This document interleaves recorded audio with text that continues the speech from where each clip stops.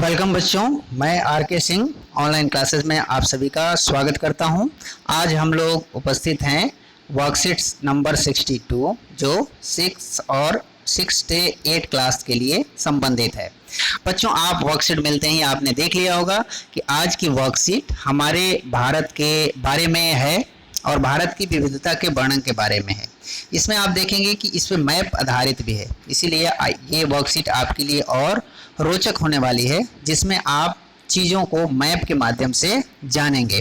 तो आइए देखते हैं। सबसे पहले हम ऊपर से शुरुआत करते हैं। तो इसमें देखते हैं हम कि इसमें एक तरफ तो 3 मैप दिए हुए हैं और एक तरफ 3 कंटेंट दिए हुए हैं। जो मैप कंटेंट है वो एडजेसेंट मैप से रिलेटेड है, उसको समझाते हुए लिखा गया है। तो सबसे पहले हम शुरू करते हैं पहला कंटेंट। तो इसमें आप देखेंगे कि शुरू में ही पहला जो बॉक्स है, इसमें एक क्षेत्र के बारे में पढ़ना है जिसका नाम है लद्दाख। लद्दाख अब क्या है? केंद्र शासित प्रदेश है। लद्दाख अब क्या है? केंद्र शासित प्रदेश है और ये जम्मू कश्मीर के पूर्वी हिस्से की भाग है। और यहाँ देखिए लिखा है कि ये ठंडा रेगिस्तानी इलाका है। अब ठंडा रेगिस्तानी इलाका क्या है? रेगिस्तानी तो आप जानते होंगे, आप थोड़ा सा मैप पर देख लेंगे आप। तो ये रहा हमारा लद्दाख। ये पिछले साल से जब धारा 370 को समाप्त कर दिया गया था हमारे संसद के द्वारा, तो लद्दाख क्षेत्र को अलग करके इसे केंद्र शासित प्रदेश के रूप में दर्जा दी गई थी। आप अगर न्यूज़ देखते होंगे तो आपको पता होगा कि ये क्षेत्र इस समय भी वैसे भी चर्चा में है, क्योंकि चीन के साथ हमारा इसी के सीमा को लेकर के विवाद चल रहा है और तनातनी चल रही है। खैर, उस मामले को हमारी सरकारें और हमारी सेना मुस्तैदी के साथ निपट रही है।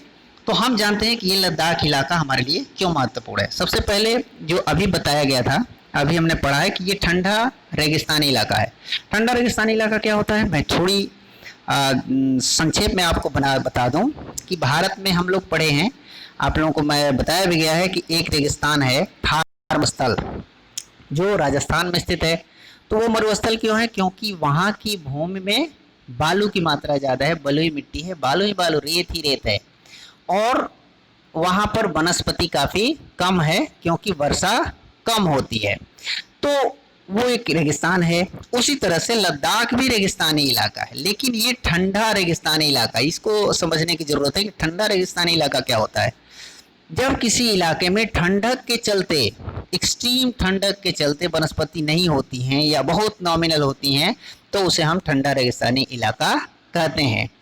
राजस्थान का जो थार मरुस्थल है वो गर्म रेगिस्तानी इलाका है, वहाँ गर्मी ज़्यादा पड़ती है, इसलिए वो रेगिस्तान है। वर्षा कम होती है, भूमि रेतीली है। लेकिन लद्दाख में ठंडा रेगिस्तानी इलाका है, वहाँ पर बर्फ ही बर्फ जम जाती है। जब वर्ष के अधिकतर समय वहाँ पर बर्फ जमी रहती है, और ठंड के मौसम में तो इतनी बर्फ जम जाती है कि लोगों को पीने के पानी के लिए भी दिक्कत हो जाती है। उन्हें पिघला करके, गर्म करके पानी पीना पड़ता है। इसीलिए वहाँ पेड़ बहुत कम उग पाते हैं, इसीलिए उसे हम ठंडा रेगिस्तानी इलाका कहते हैं। अब देखते हैं वहाँ के लोग आखिर करते क्या हैं। तो वहाँ के लोग के बारे में अगर हम देखें तो आप इसमें ही लिखा हुआ है कि एक विशेष तरह की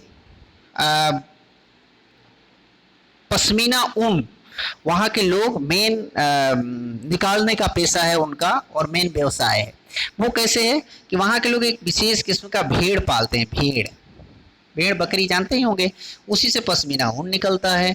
वो बड़ी मुस्तैदी के साथ उस ऊन को इकट्ठा करते हैं और उससे व्यापारियों को बेचते हैं। व्यापारी उनसे, या जो उद्योगपति होते हैं, वो उनसे पश्मीना शॉल बनाते हैं, और ये शॉल बड़ी महंगी होती है और पूरे विश्व में इसका निर्यात किया जाता है। तो ये तो हो गया उन लोगों का मेन रोजगार। दूसरी चीज़, वहाँ के लोग दूध से बने पदार्थ जैसे मक्खन, चीज़ और मांस खाते हैं, तथा परिवार के जो लोग होते हैं वो मुख्य रूप से परिवार में गाय, बकरी और याक पाली जाती है। तो इस तरह से देखते हैं कि लद्दाख के प्राकृतिक स्थिति कैसी है, वनस्पति कैसी है, और वहाँ के लोगों का जनजीवन कैसा है। तो आप, उम्मीद है आप ये समझ गए होंगे लद्दाख के बारे में। तो आइए देखते हैं हम इसके दूसरे पोर्शन में, जो आधारित है केरल के बारे में। आइए देखते हैं। इस मैप के में देखेंगे तो मैप में केरल कहाँ स्थित है। अगर आप थोड़ी जानते होंगे, जानकारी रखते होंगे मैप के बारे में, तो आपको पता है कि मैप पे दक्षिणी हिस्से में, यहाँ देखिए एरो भी डिनोट किया हुआ है, ये वाला जो हिस्सा है ये क्या है, केरल है। ये हिस्सा क्या है, केरल है। अब इसी केरल क्या है, भारत का एक राज्य है। इसी के बारे में हम इस पैरा में देखेंगे। तो केरल, अभी आपने देखा कि केरल एक तरफ से पूरा एक लंबा किनारा है उसका, समुद्री किनारा, और दूसरी तरफ उसकी पहाड़ियों से घिरा हुआ है। ये भारत के दक्षिण पश्चिमी कोने में है। दक्षिण पश्चिमी क्यों, मैं इसको भी आपको बता दूं। कभी भी कोई भी मैप आप देखें तो वहाँ पर एक चीज़ जान लें कि मैप के हमेशा ऊपर जो होता है, ऊपर की तरफ वो नॉर्थ होता है, यानी उत्तर दिशा क्या होती है, उत्तर। और मैप का हमेशा निचला हिस्सा क्या हो जाएगा फिर, दक्षिण। उसी तरह से मैप का ये जो राइट साइड वाला हिस्सा है ये हो जाता है पूर्व, और लेफ्ट साइड वाला हिस्सा हो जाता है पश्चिम। तो ये जो केरल है वो भारत के दक्षिण और पश्चिम में स्थित है। समझ में आ गई। चलिए आगे बढ़ते हैं। तो यहाँ पर भी विविध प्रकार की चीज़ें उगाई जाती है। जैसे इसमें देख रहे हैं विभिन्न प्रकार के मसाले, काली मिर्च, लौंग, इलायची आदि उगाए जाते हैं। आपको पता है भारत बहुत पहले मसालों का बहुत बड़ा निर्यातक था। हमारे देश में मसाले बहुत बड़ी मात्रा में उपजाए जाते थे और विदेशों को निर्यात किए जाते थे, जिससे विदेशी मुद्रा प्राप्त होती थी। तो उन मसालों का उत्पादन केरल के इलाकों में होता है और यहीं से वो विदेशी व्यापार के द्वारा निर्यात किए जाते हैं। यही कारण है, समुद्री इलाका होने के कारण ही केरल के तटवर्ती इलाके में अधिकतर विदेशी जो व्यापारी थे या जो विदेशी नाविक थे, यात्री थे, उन्हीं तटों पर आए, क्योंकि ये समुद्री इलाका था। और आप जानते हैं कि पहले सड़क मार्ग और वायु मार्ग तो इतना विकसित था नहीं, तो सबसे पहले उस समय समुद्री जल मार्ग जो था वही सबसे ज़्यादा विकसित था। इसीलिए समुद्री मार्ग को ज़्यादा प्रेफरेंस दी जाती थी। यही कारण था कि जो तटवर्ती इलाके थे वो विदेशी व्यापार के केंद्र बन गए थे। तो व्यापारी यहाँ पर आए, देखिए कहाँ कहाँ से आए, अरब यहूदी व्यापारी भी केरल आए। ईसा मसीह का धर्मदूत जो संत थॉमस थे वो माना जाता है कि वो भी 2000 साल पहले यहीं आए और यहीं से उन्होंने ईसाई धर्म का प्रचार प्रसार किया। अरब से भी कई व्यापारी यहाँ आए व्यापार करने के लिए और कई तो यहीं पर बस गए। इब्न बतूता जो आप पढ़े होंगे, मोरक्को से भारत आए थे, एक यात्री थे, तो वो भी यहाँ आए हैं और यहाँ पर उन्होंने वृत्तांत लिखा है, जीवनी लिखी है। तो उसमें वो लिखते हैं कि यहाँ पर सभी धर्मों के लोगों का बहुत सम्मान होता था, खासतौर से मुसलमानों का भी यहाँ पर काफ़ी सम्मान था। वास्को डिगामा, यहाँ आप देख रहे हैं, एक वास्को डिगामा का नाम जानते होंगे। कहा जाता है कि कहीं कहीं तो ये दिखा जाता है कि भारत की खोज की थी। भारत की तो उससे पहले भी था, लेकिन वास्को डिगामा ने यूरोपीय देशों के साथ भारत के रास्ते की खोज की थी। वो पुर्तगाल से चल करके भारत पहुंचा था समुद्री मार्ग से। तो वो सबसे पहले ये पता लगाया था कि किस रास्ते से अगर हम जाएंगे तो भारत पहुंच जाएंगे। तो वो भी आकर के कहाँ पहुंचा था, केरल तट पर ही पहुंचा था। तो इस तरह से केरल हमारा व्यापार और विदेशी संपर्क का एक बहुत बड़ा केंद्र रहा है, आज भी है। ठीक है, उम्मीद है आपको ये दोनों थीम, लद्दाख और केरल के बारे में समझ में आ गया होगा। तो आइए अब हम प्रश्नों के तरफ रुख करते हैं और देखते हैं आज के लिए क्या क्या प्रश्न है।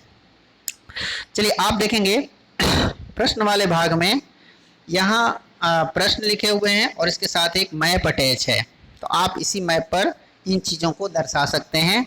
क्योंकि आप ऑनलाइन काम कर रहे हैं तो आपके पास ये मैप तो होगा नहीं। आप घर में अगर आपके मैप हो तो उस मैप पर काम करेंगे।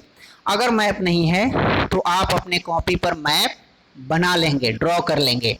क्या आप इजीली कॉपी पर मैप ड्रॉ कर सकते हैं? हो सकता है कर सकें, हो सकता है अच्छी तरह से ना हो, प्रैक्टिस करेंगे तो सीख भी जाएंगे। लेकिन एक छोटा सा मैं तरीका आपको बता दूं कि कैसे ड्रॉ कर सकते हैं। उसके लिए आप कोई भी एक मैप ले लीजिए, पुराना आपके पास पड़ा होगा। उस मैप को जैसे कॉपी की जो जिल्द होती है, पहली पेज जो होता है किसी भी पुरानी कॉपी का, उसके ऊपर उसे चिपका दीजिए और चिपकाने के बाद उसे आप इन किनारों से ऐसे कैंची से काट दीजिए। ये बड़ों से आप मदद ले सकते हैं इस काम में। और जब ये काट देंगे मान लीजिए तो ये ढांचा बन जाएगा। अब आपको जिस कॉपी पे मैप बनाना हो उस कॉपी पर उस ढांचे को रखिए और उसके चारों तरफ लाइन खींच दीजिए, आपका मैप तैयार हो जाएगा। तो इस तरह से आप अपने कॉपी पर इस लॉकडाउन में जब आपको बाहर नहीं जा पाएंगे तो आसानी से मैप ड्रॉ कर सकते हैं। ठीक है, उम्मीद है आप आसानी से अपने कॉपी पे मैप ड्रॉ कर लेंगे। अगर उपलब्ध हो जा रहा है आपके घर में मैप हो या आप आसानी से खरीद पा रहे हो तो आप मैप को यूज़ कर सकते हैं, जो मैप ऑलरेडी मिलते हैं। यहाँ देखते हैं पहला प्रश्न कर रहा है, क्या कर रहा है, भारत को राजनीतिक मानचित्र में, भारत के राजनीतिक मानचित्र अपने गृह राज्य को खोज कर भरिए। गृह राज्य मतलब जिस राज्य से आप बिलोंग करते हैं। तो अभी तो हम में से अधिकतर दिल्ली में रहते हैं या उत्तर प्रदेश में रहते हैं, कुछ लोग बिहार, बंगाल, पंजाब या कहीं और के भी हो सकते हैं। तो वो अपने गृह राज्य को नाम को ध्यान करें कि कौन सा राज्य से रहते हैं, उस राज्य को इसमें पहचानें। यहाँ मैं आपकी थोड़ी सी मदद कर दूं। अगर हम इसको जूम करते हैं तो यहाँ देखते हैं ये जो दिल्ली है, अगर आपको दिल्ली दर्शानी है तो ये है, ये क्या है, हरियाणा है, ये उत्तर प्रदेश है। तो इस तरह से आप किसी मैप की मदद से या अपने बड़ों की मदद से इस चीज़ को पहचान सकते हैं कि कौन चीज़ कहाँ है। अगर आपको फिर भी दिक्कत आ रही है तो मैं आपको अभी एक थोड़ी देर के लिए मैप स्क्रीन पर शेयर कर रहा हूँ, उसे आप देख लें तो उससे आप अपने राज्य को आसानी से पहचान सकते हैं। तो आइए दिखाता हूँ मैप। ये रहा भारत का मैप, इसे आप देख सकते हैं। इसे आप, मैं थोड़ी देर के लिए जूम कर देता हूं ताकि आप आसानी से अपने राज्य को पहचान सकें। ये देखिए,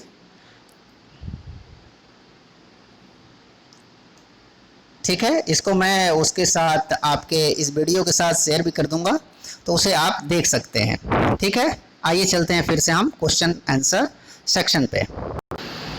तो यहाँ आपको अपने गृह राज्य को दर्शाना है और अगर आप उत्तर प्रदेश से रहने वाले हैं तो यहाँ पर इस इलाके को यहाँ पर फिल कर देंगे और लिख देंगे यहाँ ये हमारा इलाका है उत्तर प्रदेश। अगर यहाँ जगह कम पड़ती तो इसे ड्रॉ लाइन खींचते हैं और यहाँ लिख देते हैं उत्तर प्रदेश। या फिर दिल्ली है तो ये इस इलाके को ऐसे घेरते हैं और यहाँ लिख देते हैं दिल्ली। ठीक है, तो इसे आप आसानी से अपने मैप पे कर लेंगे। दूसरा प्रश्न देखिए, अपने गृह राज्य के विषय में कुछ रोचक जानकारी एकत्र करके लिखिए।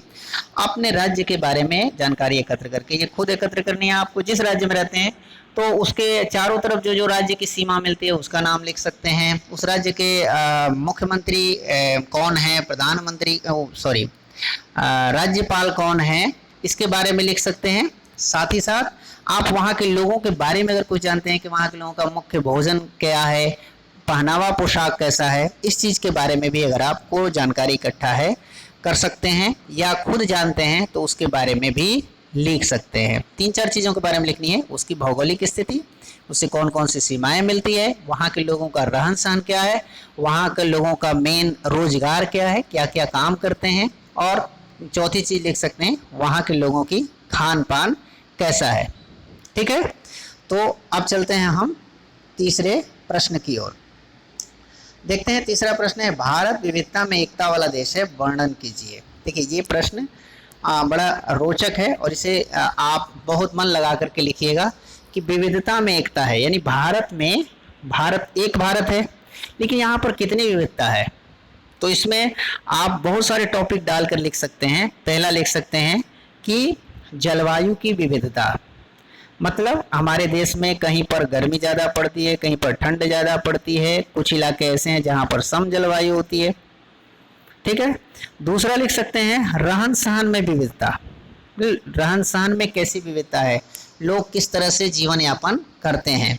तीसरा लिख सकते हैं खान पान में विविधता, कहीं के लोग जैसे बंगाल के लोग मछली खाना ज़्यादा पसंद करते हैं, चावल खाना ज़्यादा पसंद करते हैं, वहीं इधर जैसे पश्चिमी इलाके की तरफ आएंगे राजस्थान पंजाब में वहाँ पर रोटी खाना पसंद करते हैं। पंजाब के इलाके में मक्के की रोटी, सरसों की साग खाना पसंद करते हैं। वहीं अब साउथ में चलें, तमिलनाडु में, तो वहाँ इडली, डोसा, सांभर इत्यादि चीज़ों खाना पसंद करते हैं। तो इस तरह से खान पान में भी बहुत विविधता है। इसी तरह से भाषा की विविधता, उत्तर भारत के बहुत सारे इलाकों में हिंदी भाषा बोली जाती है, वहीं दक्षिण भारत में तमिल, तेलुगु, मलयालम बहुत सारी भाषाएं बोली जाती है। तो इस तरह से भाषागत विविधता भी बहुत ज़्यादा है। इन सब के बावजूद हमारा देश क्या है, एक है, हम सभी भारतीय हैं। यही भारत की विविधता में एकता को प्रदर्शित करती है। तो इस प्रकार ये आप अपना काम पूरा कर सकते हैं। तो चलिए निकालिए वर्कशीट, अपना काम करिए और अपने टीचर को भेज दीजिए ताकि वो चेक कर सके और देख सके कि आपने कितना सीखा है। तो मिलते हैं फिर अगली वर्कशीट में। तब तक के लिए घर पे रहें, स्वस्थ रहें, खुश रहें। धन्यवाद।